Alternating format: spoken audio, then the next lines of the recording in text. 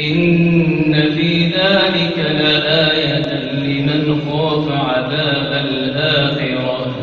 ذلك يوم مجموع له الناس وذلك يوم مشهود وما نؤخره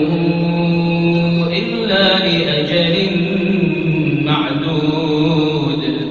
يوم يأتي لا تكلم نفس إلا بإذنه فمنهم شقي وسعيد فأما الذين شقوا ففي النار لهم فيها زفير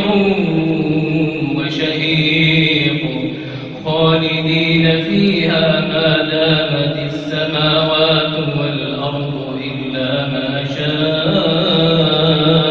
ربك إن ربك فعال لما يريد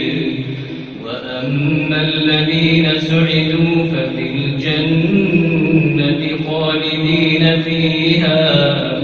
خالدين فيها ما دامت السماوات والأرض إلا ما شاء ربك عطاء غير مجذوذ فلا تك في مرية مما يعبد هؤلاء ما يعبدون إلا كما يعبد آباؤهم من قبل وإنا لموفوهم نصيبهم غير منقوص